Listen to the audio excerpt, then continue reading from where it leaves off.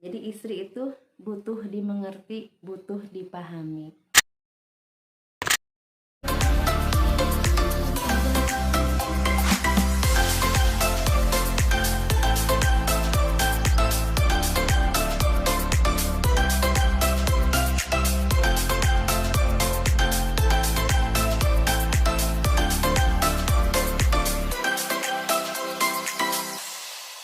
Bismillahirrahmanirrahim. Assalamualaikum warahmatullahi wabarakatuh.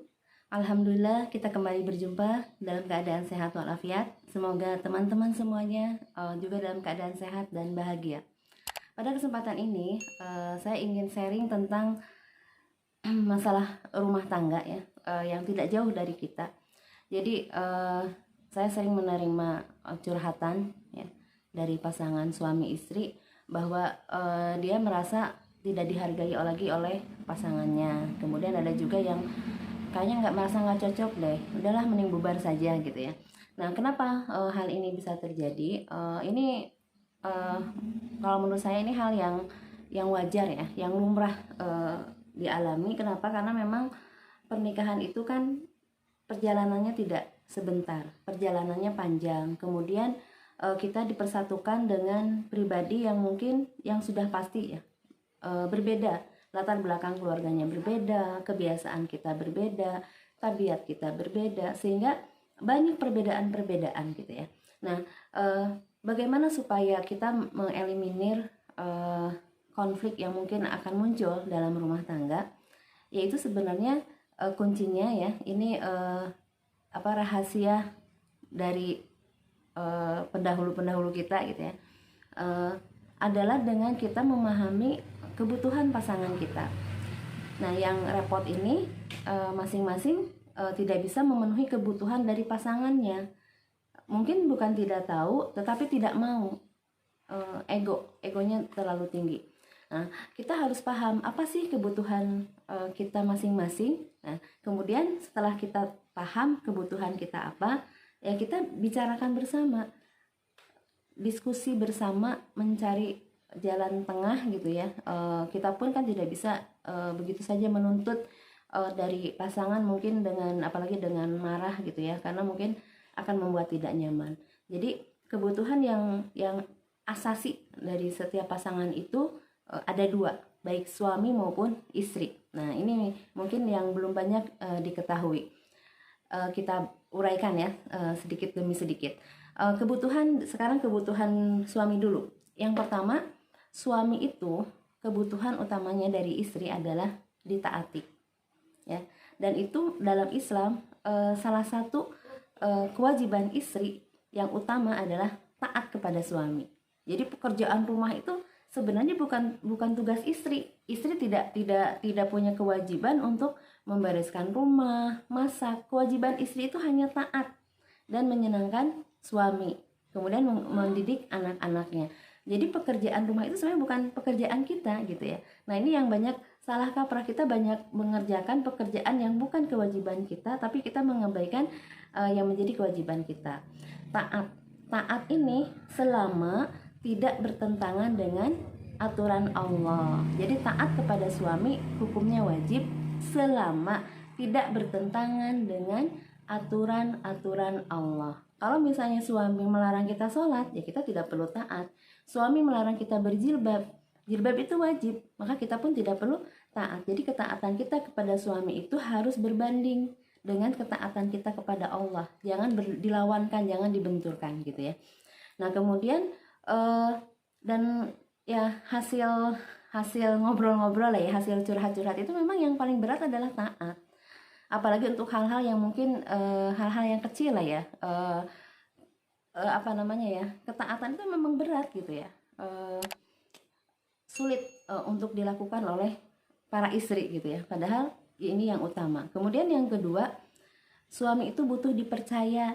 Nah, jadi salah satu kebutuhan suami dari istri adalah dipercaya oleh istrinya.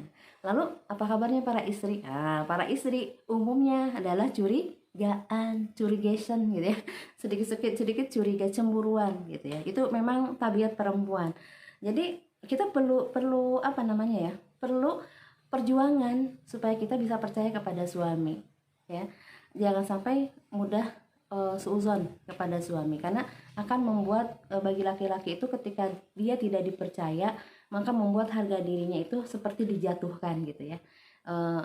Laki-laki butuh kepercayaan dari istrinya, dan kalau sudah dipercaya, tentunya bagaimana suami harus menjaga kepercayaan istri, jangan menggoda gitu ya. Jadi suami pun harus menjaga supaya bagaimana agar kepercayaan istrinya itu tidak luntur gitu ya, bahkan terus bertambah. Istrinya nggak perlu sidak HP, istrinya nggak perlu memantau, karena suaminya memang layak untuk dipercaya gitu ya. Kemudian yang istri, apa kebutuhannya? Yang pertama, istri itu butuh dimengerti. Nah ini, jadi istri itu butuh dimengerti, butuh dipahami. Jadi ketika seorang istri sudah dimengerti oleh suaminya ya, dipahami oleh suaminya, maka istri akan lebih mudah bahagia, akan senang gitu ya, akan bawaannya itu akan selalu bahagia. Padahal kuncinya kebahagiaan dalam rumah tangga itu sumbernya adalah ibu, istri. Jadi kebahagiaan istri ini akan sangat berpengaruh terhadap anak-anaknya. Maka suami harus berusaha membahagiakan istrinya. Salah satunya apa? Dimengerti. Ya, dimengerti. Misalnya ketika istri sedih, nangis, umumnya suami itu menghindar, takut tambah meledak, ya kan? Padahal istri itu butuh ditanya, butuh kita itu ditanya gitu ya. Suami memahami itu istrinya sedang sedih, kenapa, tapi justru sebaliknya para suami umumnya menghindar ketika istrinya sedih. Biarlah nanti juga sembuh sendiri, nah gitu ya. Sehingga ada muncul beberapa kasus ya yang efeknya itu luar biasa.